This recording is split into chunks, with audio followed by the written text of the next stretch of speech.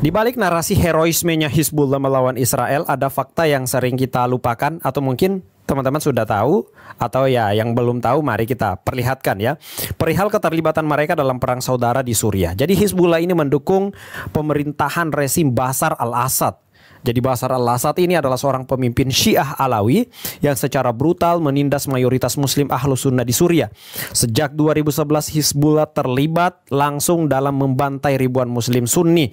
Jadi saya pikir rekam jejak mengerikan militan Syiah ini masih bisa teman-teman temui di media sosial. Bagaimana sadisnya mereka terhadap saudara Muslim kita di Suriah.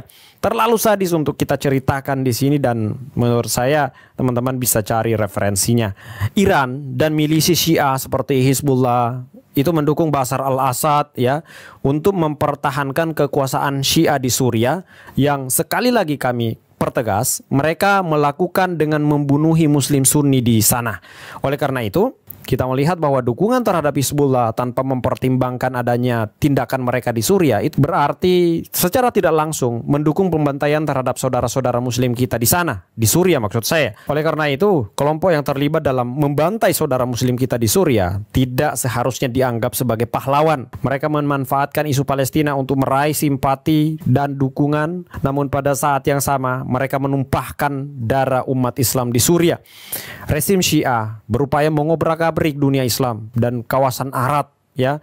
Mereka mendorong Arab untuk mengambil defense ke Amerika dari serangan militan-militan Syiah yang mengepung dunia Arab. Dan ini membuat Arab itu menjadi ketergantungan terhadap sistem pertahanan atau alutista militer dari Amerika Serikat. Dapat kita lihat dengan gamblang bagaimana gerombolan Wahabi kebakaran jenggot ketika dunia mengetahui bahwa yang paling gigih dan konsisten dalam membela Palestina adalah kelompok Syiah. Sehingga Wahabi berusaha semaksimal mungkin dari para ustadznya sampai para youtubernya terkoordinasi untuk menebarkan narasi anti Syiah lengkap dengan fitnah-fitnah dan berita bohong khas Wahabi, bertujuan untuk membendung simpati kepada kelompok Syiah dalam isu Palestina. Video YouTuber Wahabi ini sasarannya adalah para pemuda. Dia berusaha mencegah mereka agar tidak simpati terhadap kelompok Syiah, bahkan menanamkan kebencian terhadap Syiah. Syahidnya pimpinan Hizbullah Sayyid Hasan Nasrullah telah membungkam fitnah-fitnah murahan Wahabi tentang teori konspirasi Syiah dengan Israel, yang sebagaimana disampaikan dalam podcast Anak-Anak Hijrah dalam video berikut ini. Parah nggak? Satu lagi, Hizbullah. Kenapa dia nggak nyerang ke Tel Aviv?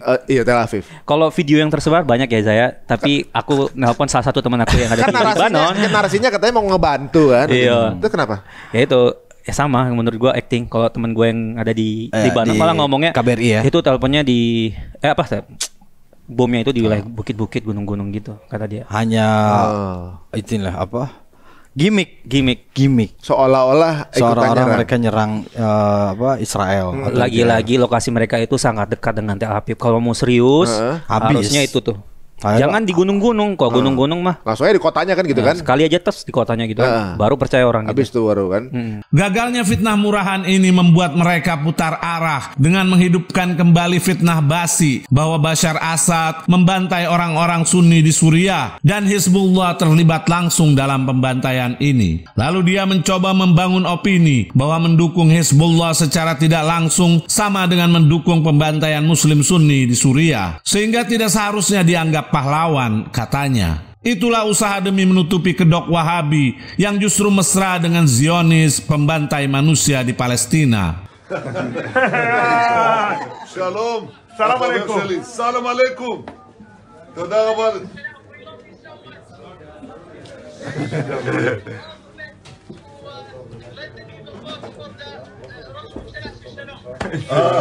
תשאל אותו אם הוא הצביע.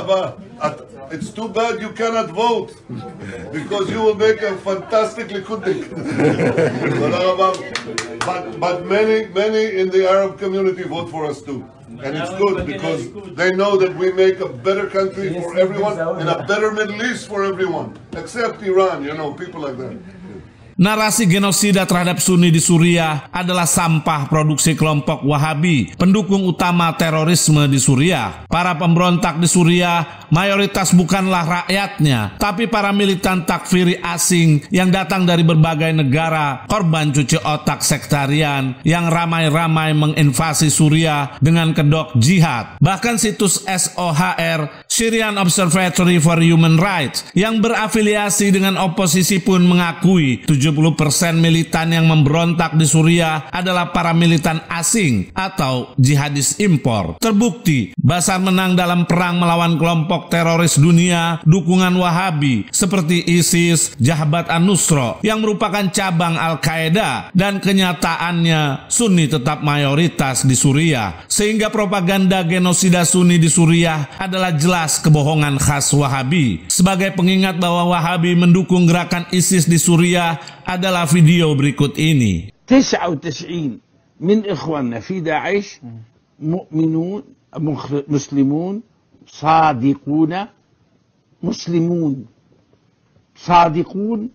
مخلصون جاءوا للدفع سواء كانوا من داخل سوريا أو من خارجها جاءوا ليدافع. Suriah adalah penampung terbesar pengungsi Palestina di Timur Tengah dan telah diterima dengan tangan terbuka oleh pemerintah Suriah sejak 1948 di kamp-kamp pengungsi Yarmouk, Handarat, Aleppo, dan lain-lain. Mereka diberi fasilitas sekolah, rumah sakit, dan lain-lain, layaknya warga sendiri. Bahkan Assad pun dijuluki sebagai bapak pengungsi Palestina. Sehingga jelas bagi pemirsa, mengapa Hizbullah bekerja sama dengan Bashar Assad? Karena keduanya adalah para pembela kemanusiaan, pembela Palestina, dan penentang kezaliman. Sehingga membuat Wahabi kebakaran jenggot. Karena malu tuannya, yaitu Saudi, pembantai manusia di Yaman, mesra dengan Amerika, pendukung utama Zionis, pembantai manusia di Palestina. Oleh karena itu, YouTuber cilik ini mengatakan sebuah statement apologet sesuai skrip yang dibuatkan untuknya, yaitu rezim Syiah berusaha mengobrak-ngabrik dunia Islam dan kawasan Arab. Mereka mendorong Arab untuk mengambil defense ke Amerika. Maksud bocah ini adalah Arab terpaksa merapat ke Amerika karena dahsyatnya militan-militan Syiah mengepung dunia Arab, katanya. Lalu dia mengatakan ini membuat Arab menjadi ketergantungan terhadap sistem pertahanan atau alutsista militer dari Amerika Serikat. Menggelikan bukan pemirsa? Bocah Wahabi ini mengira para pemuda zaman sekarang adalah orang-orang bodoh seperti dirinya. Inilah ayat yang dilupakan oleh para mitra Amerika dari bangsa Arab. Surat 3 ayat 119.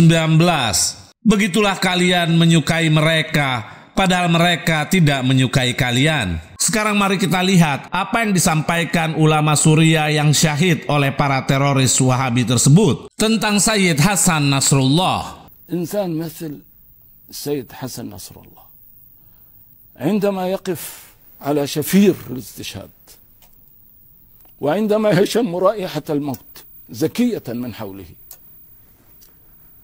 تذهب كل الاجتهادات التي تفرق بين المسلمين بعضهم مع بعض، تذوب كل الفوارق الاجتهادية ولا يبقى إلا شيء، لا يبقى إلا الجامع المشترك، لا يبقى إلا شعور هذا الإنسان بعبوديته لله عز وجل، لا يبقى بين جوانحه إلا معنى وقوفه على باب الله واستنزاله لنصر الله سبحانه وتعالى. ولقد رأيتم وسمعتم ما يجسد هذه الحقيقة التي أقولها.